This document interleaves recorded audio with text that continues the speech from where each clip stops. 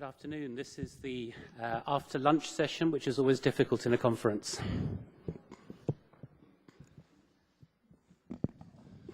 God eftermiddag. Det här är alltså sessionen efter lunch. Och det är alltid den mest utmanande sessionen på en konferens som den här. And the better the lunch, the harder the session is afterwards. Och ju godare lunch, desto svårare är det att hålla publiken vaken efteråt. So that's one of the reasons why I am going to ask you to participate in this session. Så det är en av orsakerna till att jag vill att inbjuda er också att delta i den här sessionen. The other reason is that we're going to be talking about multi-voiced church. Den andra orsaken är att vi har som temat en flerstämmig eller en mångröstad församling. And I don't think I can talk about multi-voiced church just using one voice. Och det är svårt för mig att tala om en flerstämmig församling genom att bara använda mig av en, det vill säga min egen röst.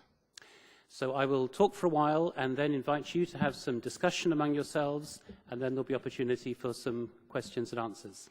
Så därför kommer jag att tala lite först och sen kommer jag att inbjuda er att tillsammans med mig utgöra den här flerstämmiga församlingen. I don't know how many of you were here yesterday when we talked about post-Christendom. Hur många av er var här igår när vi talade om den efterkristna tiden? Okay, quite a few. For those of you who weren't, what I was describing is a change in the place of the church in Western societies. Men för er som inte var här så vill jag ändå kort nämna några saker från igår. Jag försöker beskriva den situation som kyrkan står inför i ett efterkristet samhälle. Det vill säga när den enhetskultur med kyrka, folk och stat håller på att vittra sönder och försvinna.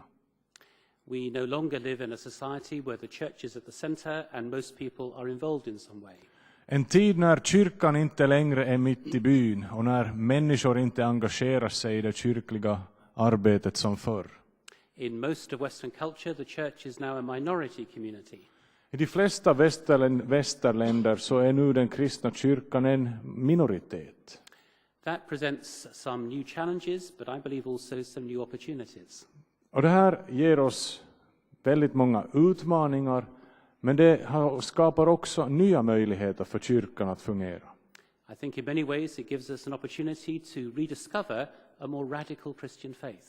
Och jag tror att möjligheten ligger i det att vi kan tillsammans återupptäcka ett mer radikalt sätt att vara kristna.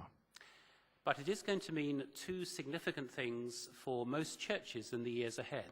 Men det kommer att innebära åtminstone två viktiga saker för kyrkan under den kommande tiden. One of those is that many congregations are going to be smaller than they used to be.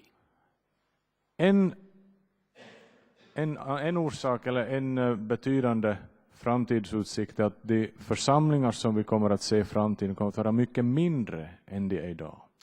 And another is that many churches will not be able to afford a full-time pastor. Det andra är att många församlingar inte längre kommer att ha råd att anställa heltidsanställda pastorer och arbetare.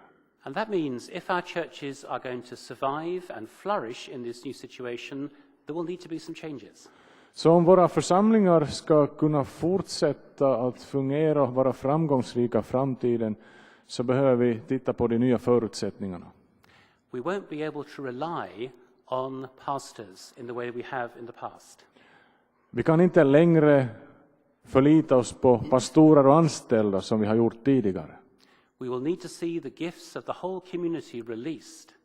Vi måste ta i beaktande den potential som finns i hela församlingen och använda oss av den. We will need to be communities that take responsibility for our life together. Vi behöver bli församlingar och gemenskaper som tar ansvar för vårt liv tillsammans. For some churches, that will be a major change. Och för många kyrkor kommer det här att innebära stora förändringar. For others, you've been on the journey already for some time. För andra församlingar så känns det här redan igen. About a month ago, I spent 2 weeks in South Korea. Ungefär en månad sedan så var jag i Sydkorea. And in South Korea, as you may know, they have some very, very large churches. I Sydkorea finns några av världens allra största och folkrikaste församlingar. They also have churches that are hierarchical and strongly led.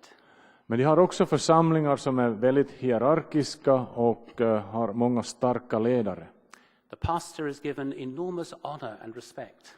Och pastorn har en enorm respekt av församlingen. Far more than you would expect in a Western church. Mycket mer än man skulle vänta sig i en västerländsk kyrka.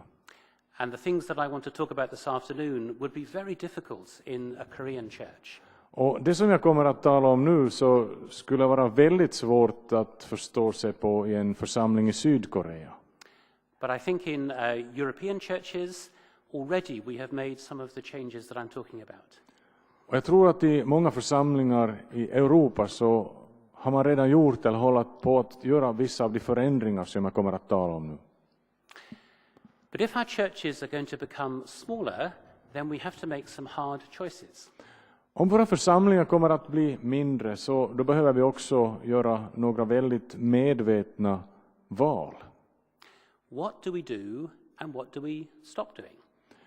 Vad är det vi ska göra och vad är det som vi bör låta bli att göra? Many churches have programs and activities that were designed for when they were a much bigger community. Många församlingar har program och aktiviteter som har tagits fram när församlingen ännu var stor och hade många medlemmar. And when there were many volunteers who could run these different programs. Och när det fanns många frivilliga som var beredda att leda de här aktiviteterna. And a lot of churches that I know are getting very tired because they're too busy. Och många församlingar som jag känner så håller på att bli ganska trötta för att de har så många aktiviteter. They're trying to keep all the activities going, but they don't have enough people now. De försöker hålla igång den verksamhet som de alltid har haft igång, men med mycket färre människor. The difficulty is in church life, it's much harder to stop things than to start them. Och som vi kanske har märkt så i det kyrkliga livet så är det mycket svårare att stoppa projekt eller avsluta projekt och verksamheter än att inleda en ny verksamhet. As soon as you've done something 3 times, it's become a tradition. Så fort man har gjort någonting 3 gånger och rad så det här blir en tradition. And somebody feels it's their responsibility and it must go on. Och så är det alltid någon som tycker att det är på mitt ansvar att se till att den här aktiviteten också kan fortsätta. And there just doesn't seem to be any way to stop it. Och det verkar inte finnas något sätt att få slut på det här, att stanna av den här verksamheten. But that makes it even more difficult to get volunteers to keep it going. Men det gör också det att det blir allt svårare att få frivilliga som är med och upprätthålla den här verksamheten. Because if people volunteer for this activity, their sense is, I'm going to have to do this until Jesus comes. För många frivilliga tänker att om jag börjar engagera mig i den här aktiviteten så får jag hålla på med det tills Jesus kommer tillbaks. Because you look around and you think, I don't think anybody else would take this over. För man tänker att om jag börjar med det här så finns det nog ingen som skulle ta över efter mig. I am really concerned about a number of churches that I know that are too busy and too tired. Jag är faktiskt ytterst bekymrad över många av de församlingar som jag känner till som är allt för hyperaktiva för att orka med det. It's one of the reasons that people give for leaving the church. Och det är också en av orsakerna till att många människor lämnar församlingen. The demands on their time have become unrealistic. Kravet på den tid de ska sätta i församlingsarbetet så blir allt hårdare. So my conviction is that we will need simpler churches. Så min övertygelse är att vi behöver helt enkelt församlingar som fungerar på ett enklare sätt. That we will need to think carefully about why we do the things we do. Och vi behöver allt mer fråga oss varför gör vi det som vi håller på med. And we will need to invest only in those things that are really worthwhile. Och vi ska investera och sätta resurser enbart på de saker som vi kan fokusera på. In my experience, many churches could cut half of their programs and actually be healthier. Min erfarenhet är att många församlingar kunde dra ner på ungefär hälften av den verksamhet som de är involverade i och bli mycket mer framgångsrika och må bättre. So I think we need to simplify our churches, but I also think we need to become multi-voiced communities, and I want to talk about that this afternoon. Så jag tror att å ena sidan behöver vi förenkla våra församlingar, men vi behöver också bli församlingar som ger plats för flera röster. My suggestion is that churches that will flourish in the 21st century will be multi-voiced. Jag tror att de församlingar som kommer att vara framgångsrika i framtiden är de församlingar som tillåter många röster att höras. There will be churches where all members of the community participate rather than being spectators. Det kommer att vara församlingar där hela församlingen, alla medlemmar tillåts vara med och göra församlingen. Church is sometimes described a little bit like a football match. Ibland så beskrivs kyrkan eller församlingen lite som en fotbollsmatch. In my hotel yesterday, I watched the Finnish football team winning a match. Igår på hotellet så såg jag det finska fotbollslandslaget vinna en match.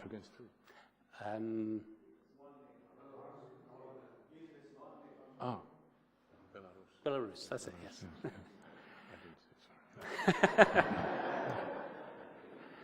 This is obviously good news this afternoon. Sweden lost. That's also good. But what you see in a football match is a few people expending a lot of energy and most people just watching. Det som händer i en fotbollsmatch det är att där finns ett antal spelare som ger allt de har av sin energi och så har vi tusentals förhoppningsvis som bara tittar på. And many big churches are like that. A few people doing a lot of work and many spectators. Och i många församlingar är det just på det sättet. Vi har några stycken där i inre ringen och så har vi resten av gänget som bara tittar på när de andra gör församling. So by a multi-voiced church, I mean one that has fewer spectators and more participants. I en flerstämmig församling har vi mesta möjliga antal människor på arenan som jobbar och minsta möjliga antal åskådare. In the book that my wife and I have written, we give three main reasons for this. I den bok som jag och min fru har skrivit så ger vi 3 orsaker till varför det här kommer att vara möjligt och nödvändigt. First of all, we believe this is what the New Testament teaches about church life. För det första så tror vi att det är just det här som Nya testamentet undervisar om när det gäller församlingen. And it's a vision of church life that renewal movements through the centuries keep rediscovering. Och det är också en vision som förnyelserörelser i hela kyrkans historia har återupptäckt på nytt. Movements that look back to the New Testament for inspiration find multi-voiced communities. Rörelser som finner sin inspiration i Nya testamentet blir flerstämmiga rörelser. Secondly, we believe that multi-voiced churches are more likely to produce mature disciples. För det andra så tror vi att flerstämmiga församlingar har bättre möjligheter att producera mogna kristna. We learn by participating, not just by sitting passively. Därför att vi lär oss genom att delta tillsammans. Vi lär oss inte genom att titta på när andra gör något. And thirdly, for reasons I'll explain, I think they have much more potency for mission. Och för det tredje så tror jag att den här typen av församlingar har bättre potential för mission. So we're suggesting that the early churches were multi-voiced. Så vi tror att den tidiga församlingen, i den tidiga kyrkan var församlingarna flerstämmiga. That they continued to be multi-voiced for quite a long time after the New Testament. Och att de fortsatte att vara flerstämmiga ganska länge efter det att Nya testamentet skrevs. But as they became institutions, and particularly as they grew big, they lost that. Men efter att församlingarna blev institutioner och växte och blev stora och mäktiga så förlorade man den här egenskapen. And more they became spectators depending on professional leaders. Och allt mer blev församlingen en skara åskådare som blev mer och mer beroende av sina ledare. But the multi-voice church keeps on re-emerging with renewal movements. Men flerstämmiga församlingar dyker upp här och där hela tiden. And that today something similar seems to be happening again in many places. Och också idag ser vi flerstämmiga församlingar växa fram överallt på vår jord. I think multi-voice church should be something that Baptist Christians welcome. En flerstämmig församling borde vara någonting kännetecknande för baptister, någonting som vi vill ha. I think this fits in with a Baptist understanding of church. För jag tror att det passar som hand i handske med den baptistiska förståelsen om vad det är att vara kyrka och församling. But in many Baptist churches that I visit, this is not the reality. Men i många baptistförsamlingar är det tyvärr inte på det här sättet. So let me explain briefly what I mean by multi-voiced church. Så, låt mig nu förklara vad det innebär, vad jag menar med en flerstämmig församling. It doesn't mean a church with no leaders. Det betyder inte en församling utan ledarskap. Leadership remains very important, although it's a different kind of leadership. Ledarskapet är fortfarande mycket viktigt, men det är en annan typ av ledarskap. It's less about doing everything and it's more about equipping. Det handlar mindre om att ledarna själva ska göra saker och mera om att göra det möjligt för den övriga församlingen att delta. Multi-voiced does not mean that everybody is gifted in the same way as each other. I en flerstämmig församling så har man insett att alla inte är lika bra på att göra allt. The picture we have from the New Testament is of many different gifts scattered across the community. Den bild som Nya testamentet förmedlar av församlingen är en församling där många olika människor utför många olika uppgifter. And multi-voiced doesn't just mean using the voice. Och flerstämmighet betyder inte detsamma som att sjunga i kör, det vill säga bara använda sig av sin röst. I understand that the Swedish translation of the book title gives the impression of choirs.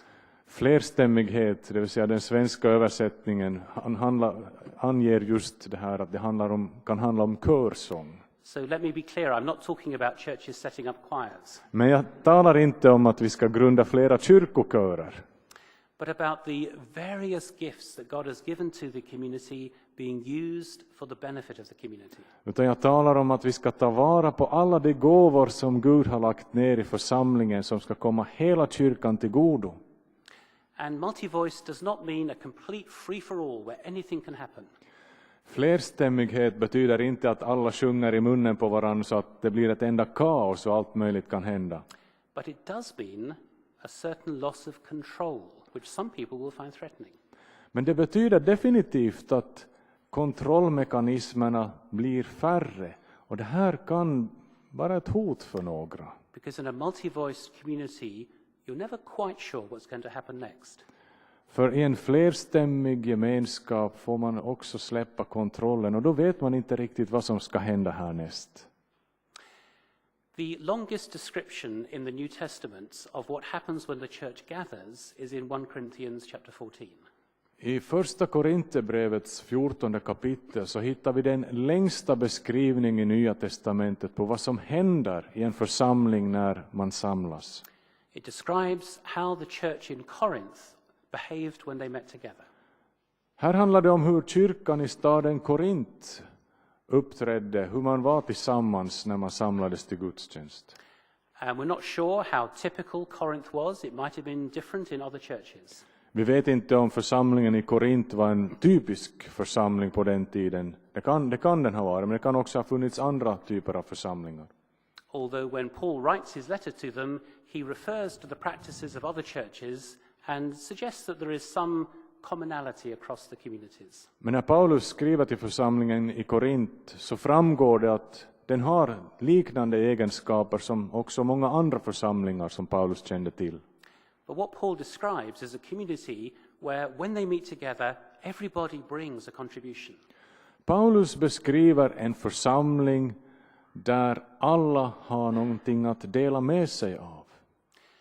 A community where everybody is expected to participate. En gemenskap där det också förutsätts och förväntas att alla har någonting att bidra med. It's a community where things have got rather out of hand. Det är en gemenskap, en församling där man har lite tappat kontrollen. It's very exciting and there's lots of things happening, but it's not really building up the church. Där händer mycket och det är många spännande saker på gång, men det bygger inte liksom upp församlingen. And what Paul does is give them some guidelines so they can be a more effective multi-voice church. Och Paulus vill ge församlingen några anvisningar för hur den kan bli ännu mer effektiv som vittnesbörd i världen. He doesn't say, you're behaving badly, stop being multi-voiced. Han säger inte, det här är en dålig idé, ni ska sluta att vara en flerstämmig församling. He doesn't say, leave it all to the pastor. Han säger inte heller att nu är det bäst att ni slutar med det här och så lämnar ni över åt pastorn så får han fixa det. But he says several times, I want you all to participate. Here are some guidelines for how you can do that well. Utan han håller fast vid det här att ni ska alla delta. Men här är några riktlinjer för hur det kan fungera bättre. So we learn from 1 Corinthians 14 that multi-voice church is dangerous. Så vi lär oss någonting. Vi lär oss i första Korinthierbrevets 14 kapitel att en flerstämmig församling är också en lite farlig församling. It's much safer to have everything perfectly planned and dependent upon the pastor. För det känns ju mycket tryggare om allting är färdigt planerat enligt verksamhetsplanen och pastorn får ta hand om och se till att det fungerar. And Jesus came to make us safe, right? Och Jesus kom ju för att vi ska känna oss trygga, inte sant? Or maybe not. Eller kanske inte. Multi-voice church carries risks. Det finns en risk med flerstämmiga församlingar. But the vision that we have in the New Testament is of a vibrant church community where the gifts of all are being valued and used. Men den bild vi har av den flerstämmiga församlingen i Nya testamentet, en församling, en dynamisk församling där allas gåvor får komma till uttryck och värdesättas. And I think that's a risk worth taking. Och det är en risk som är värd att ta. So let me suggest in 4 areas of church life what multi-voice might mean. Låt mig ta 4 exempel ur församlingens liv där det flerstämmiga kan komma till uttryck på ett bra sätt. Let's think about the area of worship. Om vi ser på gudstjänstlivet. Multi-voiced worship means allowing and encouraging many voices to express praise to God. En flerstämmig gudstjänst ger utrymme för många olika typer av lovsång och olika sätt att lyfta fram lovsången till Gud. It means encouraging many people to share their experiences and their stories of what God is doing in their lives. I den församlingen så uppmuntrar vi människor att dela med sig av sin egen personliga berättelse och sina egna erfarenheter till församlingens nytta. I think we need to rediscover the power of testimony in many of our churches. Vi behöver definitivt återupptäcka styrkan och kraften i det personliga vittnesbördet i våra gudstjänster. I don't mean the kind of testimony that says 30 years ago this is how I met Jesus. Och nu menar jag inte sådana här vittnesbörd när man berättar om att för 30 år sedan så mötte jag Jesus. I mean the kind of testimony that says this is where I've seen God at work this week. Utan vittnesbörd där man istället berättar om så här har jag upplevt att Gud har verkat i mitt liv den senaste veckan. This is what God showed me as I read the Bible this week. Eller det här visade Gud mig när jag läste Bibeln tidigare i veckan. So we're bringing our experience of God into our life together. Så vi får ta in våra aktuella erfarenheter i gudstjänsten när vi lovsjunger Gud. Multi-voice worship means that we hear many different voices speaking in many different ways the praise of God. En flerstämmig gudstjänst handlar om att vi får många olika röster som på sitt unika sätt lyfter fram Guds verk i våra liv. It also means we can have different emotions in worship. Det betyder också att vi kan ha olika känslolägen i våra gudstjänster. Look at these Psalms, the songbook of the Bible. Läs Psaltaren, Bibelns egen sångbok. Some of the psalms are full of triumphant praise and thanksgiving. En del psalmer är sprängfyllda med lovsång till Gud, triumferande lovprisning. But some psalms express longing or doubt or fear or lament. Andra psalmer så ger uttryck för rädsla, för längtan, för klagan. Multi-voice churches allow for a full range of human emotions to be brought together to God. En flerstämmig gudstjänst ger utrymme för hela den mänskliga erfarenhetens alla känslolägen. The difficulty in some churches is that the range is so narrow. Problemet och svårigheten i många kyrkor är att vi har liksom komprimerat känslolägesskalan. Do you know what I mean by the tyranny of joyfulness? Vet ni vad jag menar med glädjens tyranni?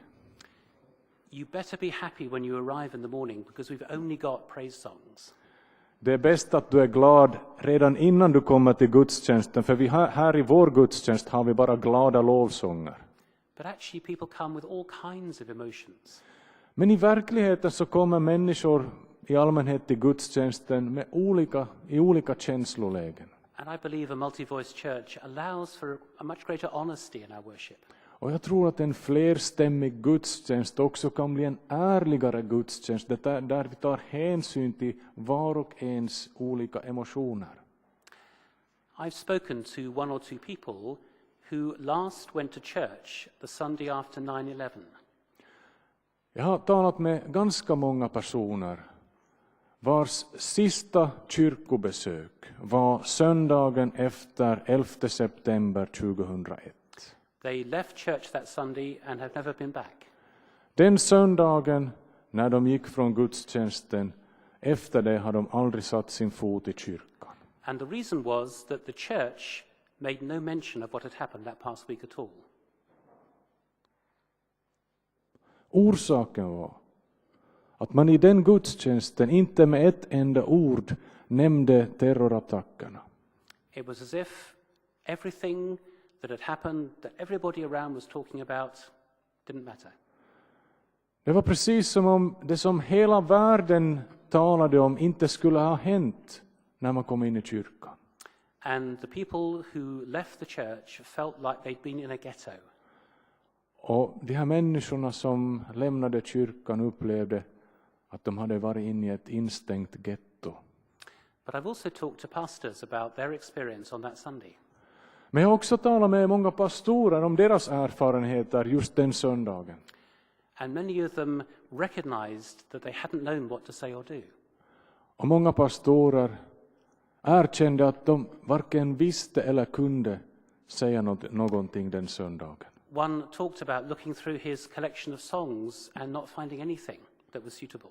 En pastor bläddrade igenom hela sångboken och alla andra sånger man hade till sitt förfogande och hittade inte en enda sång som skulle ha passat den söndagen. I'm not suggesting that our church services should be driven by whatever happens in the news the past week. Nu menar jag inte att varje gudstjänst ska reflektera allt som har cirkulerat i nyheterna den gångna veckan. But when something happens that everybody's talking about, the church surely can't ignore it. Men när någonting händer som alla talar om, så kan inte och ska inte församlingen ignorera det i sin gudstjänst. And I'm not suggesting it was easy for pastors on that Sunday. Jag säger inte heller att det var lätt för pastorer den söndagen. But I do think it's revealed the lack of scope in our worship resources. Men det säger någonting om hur liten skala vi har att utgå ifrån när vi ska ta oss an upplevelser som inte passar in i vår förhandsbestämda gudstjänstform. And I think multi-voice churches can handle that sort of situation much better. Och jag är övertygad om att en flerstämmig församling också kan ta in detta, en sådan situation, på ett bättre sätt. So multi-voice worship doesn't mean we no longer need worship leaders.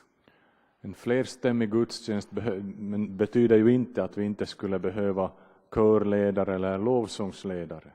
We still need skillful conductors for the orchestra. Naturligtvis behöver vi sångare och duktiga musiker och ledare. But it does quite dramatically reduce our dependence on worship leaders. Men det gör oss inte beroende av vem som leder sången eller lovsången. The second area we could think about is how we learn together as a church. Det andra vi ska tänka på är hur vi lär oss nya saker tillsammans som församling. And I want to suggest that that's where the emphasis should be, on learning rather than teaching. Och jag vill flytta fokus från undervisning till gemensamt lärande. That we should be less concerned about skills of presentation and more concerned about what are we learning together as a community. Vi ska fokusera mindre på att försöka bli bra att framställa saker offentligt och mera på hur vi tillsammans kan lära oss nya saker. The church has been very, very dependent on preaching. Kyrkan har varit väldigt beroende av predikan. And I'm not suggesting we should abolish preaching. Hear me carefully. Lyssna noga. Nu säger jag inte att vi ska sluta med predikan. I realize there are preachers here. Jag förstår att det finns predikanter här också.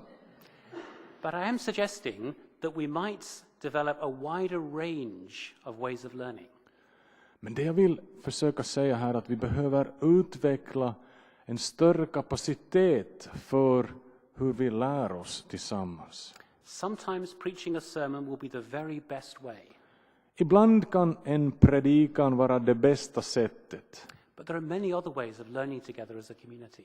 Men det är inte det enda sättet. Det finns många andra sätt hur vi kan lära oss nya saker tillsammans. And we know that people in a community have different learning preferences. Och vi vet att människor har olika förmågor att lära sig på olika sätt. Some people do learn by listening to speeches. En del lär sig kanske bäst genom att lyssna.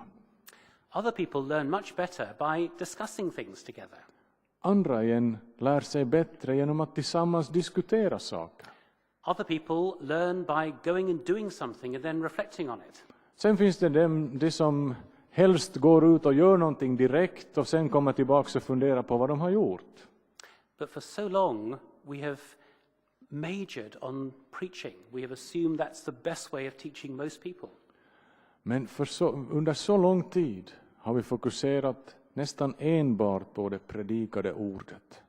I wonder whether it's time to explore a wider range of ways of learning together.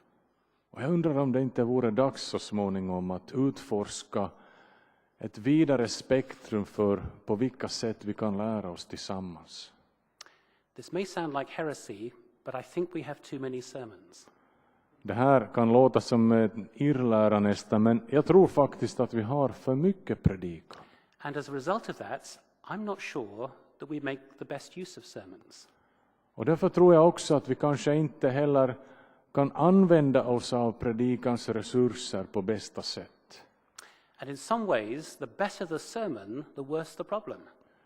Och ibland är det så här att ju bättre predikan, desto svårare är problematiken. So, tomorrow morning on Sunday, you hear a wonderful sermon preached. Så imorgon bitti så kanske du får lyssna till en alldeles fantastisk predikan. You've only got a week to put it into practice before you get another one. Du har en hel vecka, bara en vecka att försöka tillämpa den här förkunnelsen i ditt eget liv. Sen kommer en ny predikan nästa vecka. Unless you're in a church that has a Sunday evening service when you've only got a few hours. Om du inte är medlem i en församling som också har en söndagskvälls gudstjänst, då har du bara några timmar att försöka tillämpa predikan du fick lyssna till på morgon. I just wonder what would happen if we had fewer sermons and took more time together working out how to respond to them. Jag undrar om vi borde ha lite färre predikningar och mera tid för att tillsammans utforska hur vi ska tillämpa den predikan vi nyss har lyssnat till. I wonder if we had one really good sermon a month. and then other ways of learning together how to respond to it. Wonder what that would do to our communities. Tänk om vi hade bara en fantastisk predikan per månad. En söndag i månaden. Och de övriga söndagarna skulle vi tillsammans reflektera över hur den här predikan ska tillämpas i praktiken i vår församling och i våra egna liv. And there are of course ways of making the sermons much more interactive. Och naturligtvis, det finns sätt på vilka man kan göra förkunnelsen mer interaktiv. Where you can involve the community in learning together as part of the sermon. Där man också inom predikans ram kan involvera församlingen så att vi alla deltar. I have been doing this for over 20 years. Jag har sysslat med det i över 20 år. Sometimes the amount of participation is very small and sometimes it's much greater. Ibland så är det bara några fåtal som vågar vara interaktiva. Ibland är det nästan hela församlingen. Sometimes congregations really enjoy it and sometimes they don't. Ibland så är det en församling som verkligen trivs med det här sättet att tillsammans predika, och sen finns det församlingar som är mer avvaktande. There are some things you can do which are very low risk and others that are much higher risk. Det finns saker i den här interaktiva predikan som är ganska riskfria att göra, men sen finns det saker som man behöver lite fundera mera på, som innebär större risker. One thing that I often do in a congregation that doesn't know me. Ofta så är det vissa saker jag gör i en församling där jag inte är så känd. Is to say at the beginning of the sermon, in a few moments I'm going to ask you to participate. Så jag brukar inleda predikan och säga att om en liten stund så kommer jag att inbjuda er också att delta tillsammans med mig i predikan. And I've noticed that when you say that, something happens. Och så fort jag säger det så märker jag att någonting händer. People sit a bit further forward in their seats and they look at you quite intently. De flesta så lutar sig lite framåt i bänken och börjar lyssna lite mer uppmärksamt på vad jag säger. I've sometimes wondered about saying that even if I'm not going to give them an opportunity. Och ibland har jag velat inbjuda till deltagande fastän jag inte har tänkt göra det, bara för att få dess uppmärksamhet. And often what I will do is maybe speak for 10 minutes. Ofta så gör jag så här att jag talar i ungefär 10 minuter. And then say to people, just turn to the person next to you. For 2 or 3 minutes, talk about this question. Och så säger jag att kan ni som sitter bredvid varandra, 2 eller 3 stycken, ta några minuter och samtala kring den här saken. And it's usually a question about application. What does this mean for you? Och oftast så handlar det om tillämpningen av det som jag har försökt säga. Most people don't find it too threatening to talk to the person next to them. De allra flesta så tycker att det är ganska okej att sitta och tala med den som sitter bredvid. And so for 2 or 3 minutes there's a buzz of conversation and then I draw people back again. Så under ett par 3 minuter så hör man så här, inte bönebrus men samtalsbrus, och sen så fortsätter jag. I don't ask for any public speaking. They've had an opportunity just to talk with their neighbor. Ingen behövde redovisa vad som har samtalats om, utan det stannar där, men så fortsätter predika. That is a very small adjustment to a sermon and a very low risk. Det här är en väldigt liten åtgärd som inte innebär så stora risker, men som ändå fungerar. Most people don't mind doing that. De allra flesta är rätt så bekväma med den här typen av predikan. Sometimes if it's a congregation I'm not sure of, I even give them a way out of that. Och ibland om jag är osäker på om den här lilla åtgärden kommer att fungera, så försöker jag på ett annat sätt. I say to them, if you really don't want to do this, this is the way you can escape. Så säger jag, om du verkligen inte vill samtala med din bänkgranne om det här, så kan du fly undan ditt ansvar genom det här saken. You fold your arms. Du sätter armarna kors över bröstet så här. And you bow your head and close your eyes. Och så böjer du ditt huvud och stänger ögonen. And the person next to you will think that you're being very spiritual and won't interrupt you. Och personen bredvid så tror att du är försänkt i djup bön och kommer inte att störa dig. There are many other ways of drawing out participation. Det finns naturligtvis många andra sätt också. Something I've done 2 or 3 times is to plant somebody in the congregation. Ibland har jag faktiskt satt någon på förhand kommit överens med någon som jag har placerat ut i gudstjänstlokalen. And when I say something that he knows about, he stands up and disagrees with me. Och så har jag bett att när jag kommer till en viss punkt i min predikan så ställer sig den här personen upp och säger att jag är av helt annan åsikt. It can be quite dramatic. Och ibland kan det här vara rätt dramatiskt. And there is usually a tremendous sense of relief when people realize that it's all under control. Och de allra flesta blir väldigt lättade när de märker att vi hade den här överenskommelsen på förhand. It's gone badly wrong once. En gång så gick det snett. It is risky. Så det kan vara lite riskabelt också. But I've done it when I've been talking about something where I know Christians disagree on an issue. Men jag har använt den här metoden ibland när jag har på förhand vetat att många kristna i församlingen har olika åsikter i just den här frågan. And where opening up a debate is actually quite important. Och där kan det faktiskt vara viktigt att öppna en diskussion. So what I'm suggesting is that there are many different ways of learning together. Så med det här så vill jag bara belysa att det finns väldigt många olika sätt genom vilka vi lär oss tillsammans. And that we can be creative and we can experiment and we can imagine what might be helpful to our own community. Och att vi inte behöver vara rädda för att vara kreativa och experimentera lite med tanke på församlingens bästa. This doesn't abolish preaching, but it does make us less dependent on preaching. Det här gör inte predikan om intet, men det gör oss mindre beroende av en predikan. A third area is discernment and decision making. Ett tredje område är beslutsfattande och hur man kan göra rätta avväganden. How does a community discern the mind of Christ and make decisions about its future? Hur kan en församling tillsammans uppfatta Kristi röst och sinne med tanke på de beslut som församlingen ska fatta? Now this should be an area where Baptists flourish. Det här borde ju vara ett område där baptister kan liksom säga att det här grejar vi. Because part of the Baptist tradition is gathering together to seek the mind of Christ. För en stor del av den baptistiska traditionen går ju ut på att vi tillsammans ska försöka utröna Kristi röst ibland oss. In 1992, I joined the staff of a Baptist college in London. 1992 så kom jag med i styrelsen för en bibelskola, ett college i London. I wasn't from a Baptist background, and so Baptist ways were quite new to me. Jag har ingen baptistisk bakgrund, så det här var rätt nytt för mig att vara med i en baptistisk arbetsgemenskap. And to my surprise, I found myself training Baptist ministers. Och till min stora överraskning så var mitt uppdrag att undervisa kommande baptistpastorer. And many of them would talk about their experience of a Baptist church meeting. Och många av dem kunde berätta för mig om sina erfarenheter av ett traditionellt baptistiskt församlingsmöte. And I thought at first they meant a Sunday service, but no, they didn't mean that. Sorry. I thought at first they meant a Sunday service, but no.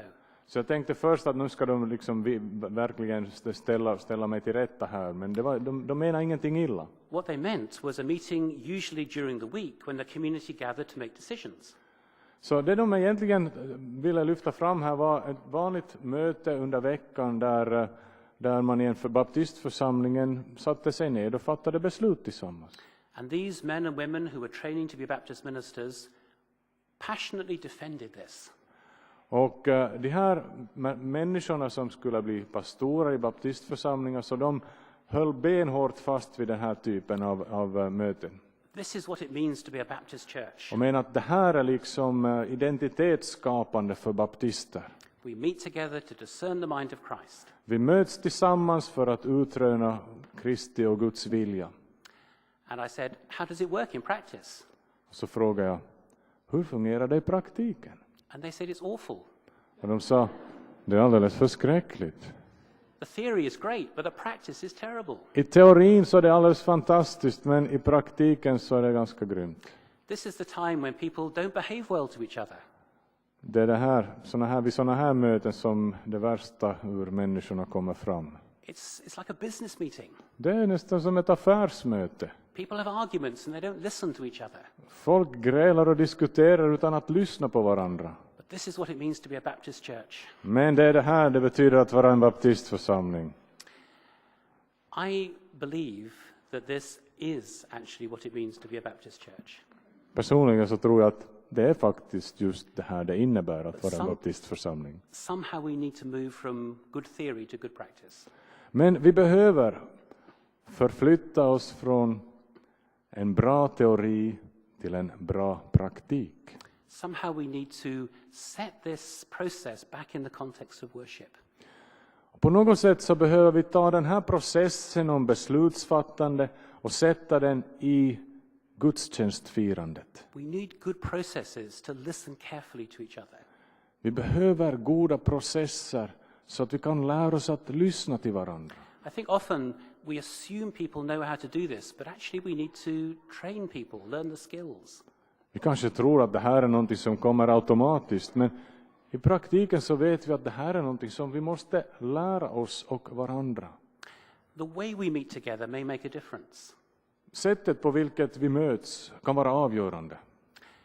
Meeting around food could make quite a difference. Att träffas kring matbordet kan göra all skillnad i världen. The church where my wife was the pastor found something very significant happen when we started using food.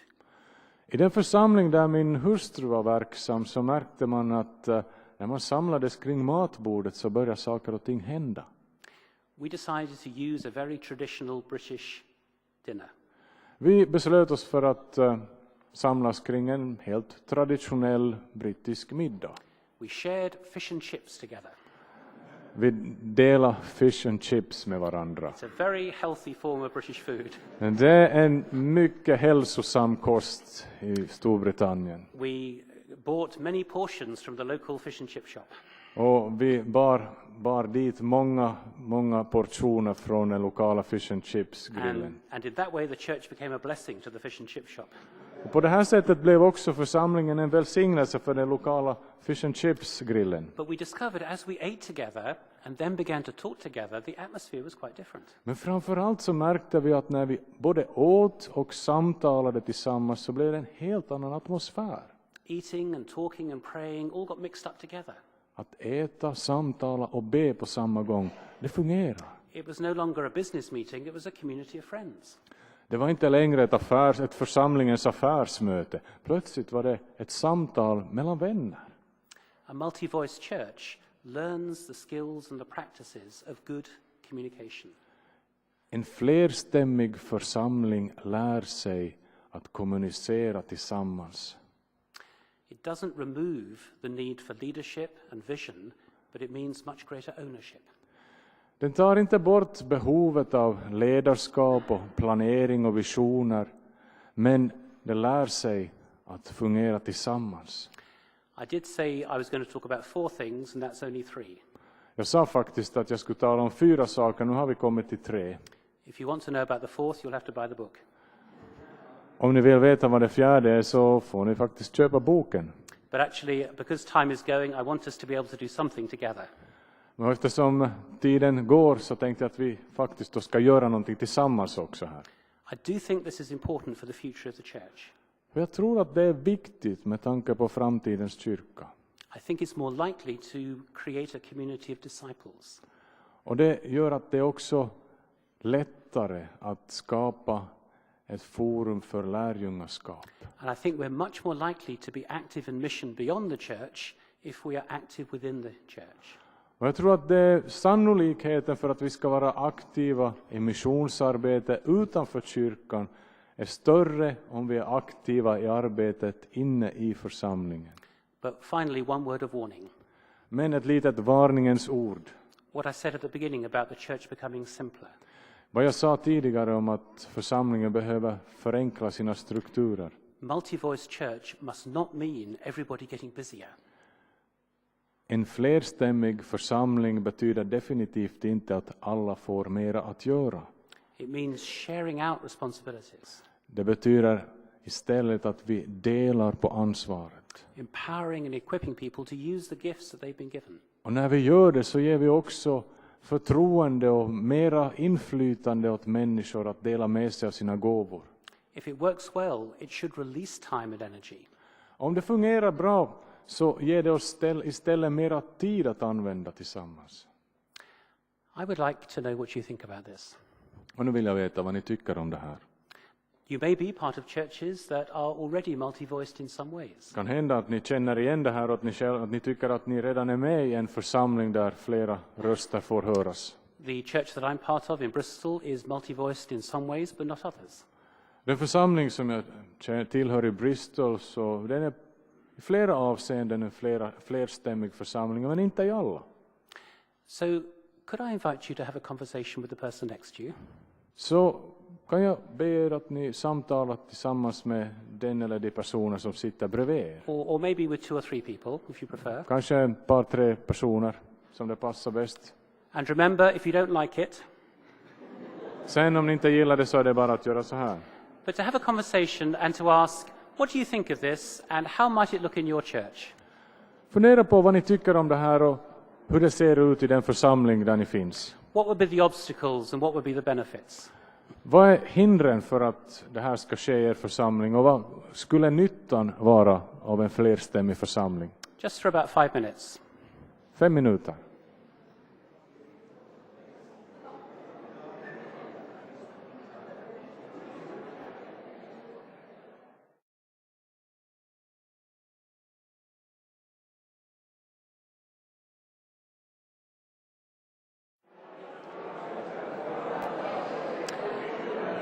Okay, if I can invite you to come back together.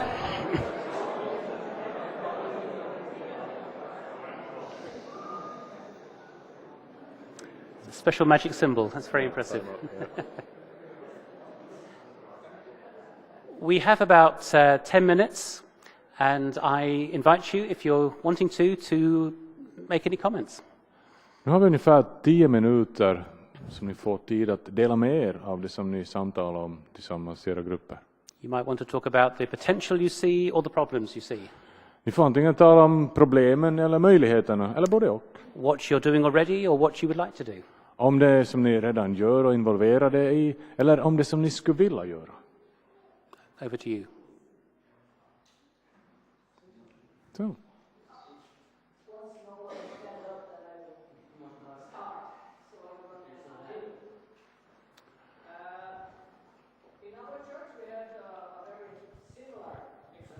I vår församling så har vi en alldeles liknande erfarenhet. Eller ska vi ta på svenska så får du översätta åt honom. You can take it in English or Swinglish or suomeksi, vaikka mitä. Svenglish. Vi hade ett möte ett par veckor sedan i vår församling, och vi hade en knytkalas. Och vi satt alla runt bordet och vi hade mat, allihopa tog mat med sig, och det var en väldigt fint gemenskap. Och då började vi lite presentera oss. Och faktiskt var det så det att emellanåt så stod vi där, jaha, har du hållit med på med sånt också? Att man kom bort från den där standardmask som man tog på sig när det var på söndag, att man får till gudstjänsten och så skulle jag vara på ett visst sätt. Och då tog man fram här är jag, det här allt har jag.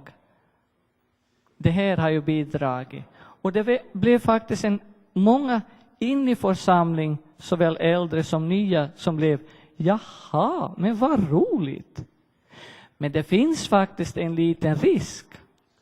Och det är ju att samma person som vi diskuterar, att det är ganska lätt hänt att samma person blir åter och åter inkallad till ställa upp och göra vissa saker. Och då måste vi komma på nya sätt. Hur kan jag göra så att inte, om vi tar så det, Pekka ska vara alltid i köket, eller Johanna ska alltid vara i köket och diska och göra. Och det tror jag att det är lättare i en mindre församling än en större församling. Men då skulle man kunna kanske dela där och ta cellgrupperna och göra sån där picknick där man hjälps åt att ta med mat och man har en gemenskap och sen hjälps åt att städa upp. Så att det blir en rolig grej åt alla medlemmar som kan vara med.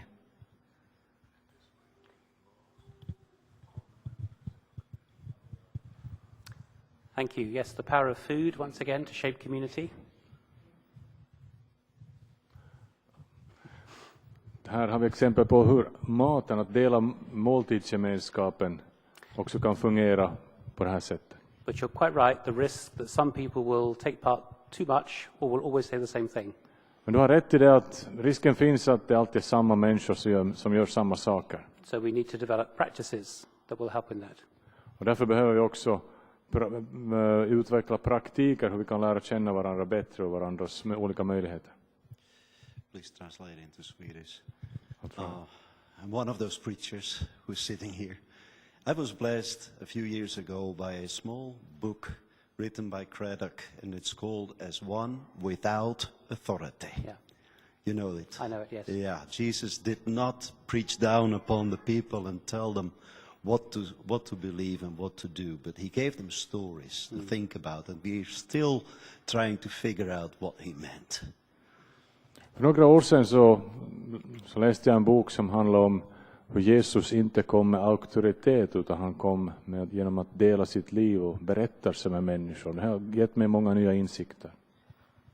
I also think Jesus took a tremendous risk with his disciples. Jag tror också att Jesus tog en enorm risk med de här 12 lärjungarna. A multi-voiced group. En flerstämmig grupp. And during their graduation, the last evening, och deras examen den sista kvällen tillsammans, they were focused on who would be the greatest in God's kingdom. så funderade de faktiskt på vem som skulle vara den största i Guds rike. But throughout those 3 years, somehow, on the side, the real message came in. Men under den här gemenskapsvandringen tillsammans med Jesus så fick de också uppleva vad det verkligen handlade om. Thank you. Yes, if Jesus is our model, he didn't preach many sermons. Om Jesus är vår modell så ska vi komma ihåg att han predikar inte hemskt många predikningar. He told lots of stories and asked lots of questions. Däremot så berättade han många historier och frågade mycket. We talked yesterday about Christocentrism, getting back to Jesus. Well, maybe this is another way. Och igår talade vi mycket om det här med att vara Kristuscentrerad och komma tillbaks till Jesus. Så det här kan vara ett sätt att göra det.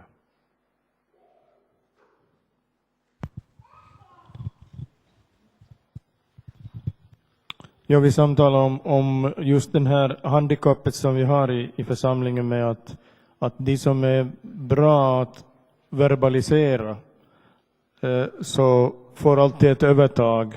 Och det finns alltid en mindervärdeskänsla hos dem som inte kan verbalisera till exempel sin tro eller upplevelser att delta i själva samtalet.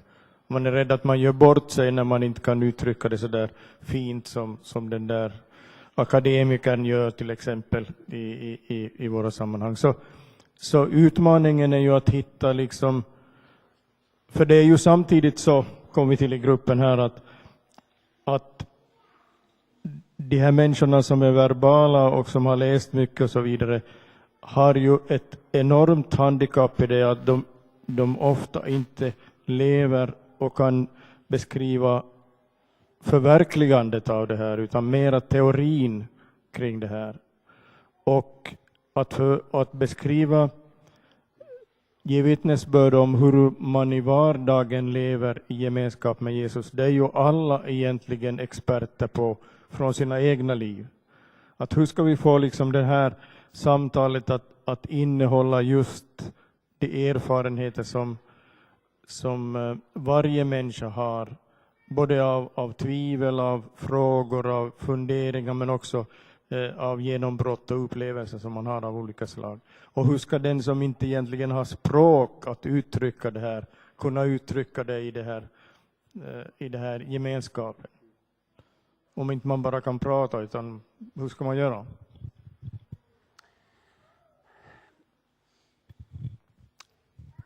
I think there are many things we can do, and we haven't got time to look at all of them now. Det finns förstås en hel massa saker som vi kan göra, även om vi inte hinner gå igenom dem alla nu. I think for some people it is a question of gaining confidence over time. Jag tror att för många handlar det om att så småningom få mer och mer självförtroende. And receiving encouragement when they do dare to say something. Och att de också blir uppmuntrade av andra när de uttalar sig.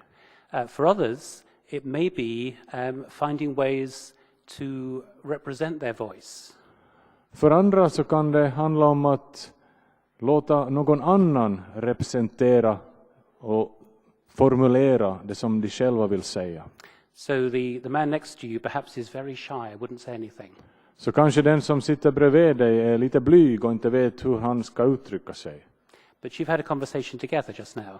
Men ni hade ett samtal tillsammans alldeles nyss. And you might be able to report to the community something valuable that he has said. Och då kan du berätta för oss vad han som satt bredvid dig har sagt. So even though his voice isn't heard publicly, his contribution is still being made. Så även om inte hans röst hörs här och nu offentligt, så kan hans röst komma till uttryck genom dig som talar. And I think multi-voice communities learn practices and skills that can enable more and more voices to be heard. Så jag tror att en flerstämmig församling kan lära sig just olika sätt på vilka människors röster kan komma till uttryck, även om de inte själva för sin egen talan. But it's a learning process, I think. And it doesn't mean that everybody has to say something every time. It's a learning and growing process. Det betyder ju inte att alla måste uttala sig hela tiden, utan det här är någonting som vi får lära oss tillsammans. And sometimes the voices that are quietest say the most important things. Och ibland är det faktiskt på det sättet att de röster som hörs allra minst är de viktigaste och mest betydelsefulla. Jag har 2 kommentarer här.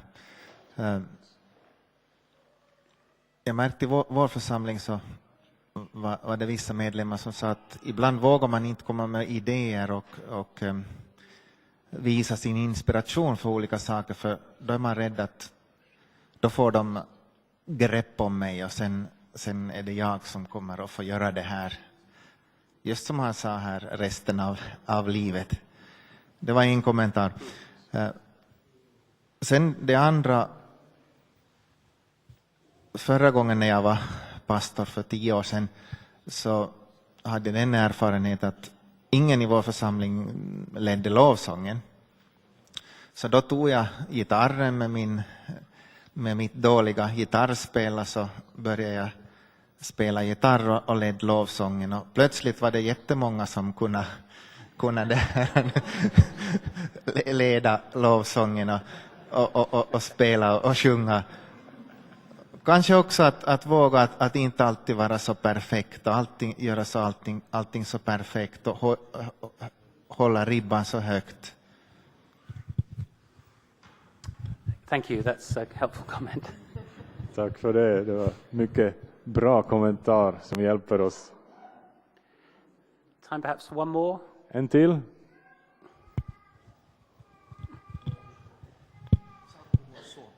Saa puhua suomeksi. Saa puhua suomeksi. Kyllä. Kun mainitsit, että tällainen multivoice-seurakunta on tarpeen sen tähden, että seurakunnat tulevaisuudessa pienenevät niin ehkäpä niin pieniksi, että niillä ei ole varaa pitää päätoimista työntekijää, niin tarkoittaako tämä lähinnä näitä valtiokirkkoja, jotka menettävät jäsenistöään niin paljon, että ne joutuu opettelemaan ihan uudenlaisen kulttuurin? Vai tarkoittaako tämä sitä, että me vapaat seurakunnatkin tullaan pienenemään niin pieniksi, että meilläkään ei ole varaa pitää enää työntekijöitä? Ja jos meillä kuitenkin on varaa pitää työntekijöitä, niin miten sellaisessa tilanteessa voidaan muuttaa seurakunnan rakenne tähän multivoice-suuntaan, jos kuitenkin tavallaan vapaissakin seurakunnissa on sen kaltainen ajattelutapa, että yksi pääasiassa puhuu ja muut kuuntelevat. Tosin onhan se muuttunut siihen suuntaan, että muutkin enemmän puhuvat ja käyttävät mielipiteitä, mutta silti se asetelma on aika selkeä. Minusta tuntuu, että yleensä kaikkien asioiden muuttaminen ja rakenteellisten asioiden uudistaminen on hyvin vaikea tehtävä. Miten se tehdään esimerkiksi Tampereen baptistiseurakunnassa, jolla ainakin toistaiseksi on varaa pitää pastoria?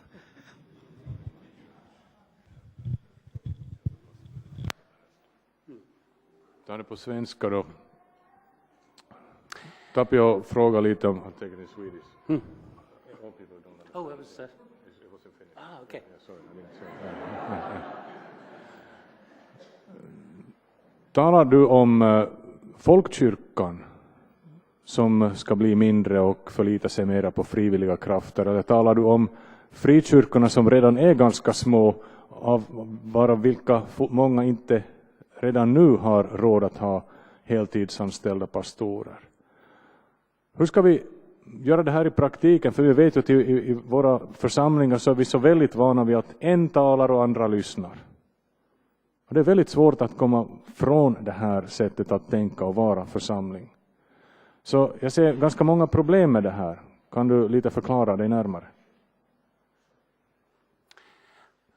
I think the situation is going to be similar for all churches, free churches and state churches. Jag tror att situationen kommer att bli ganska lika både för folkkyrkor eller statskyrkor och frikyrkor.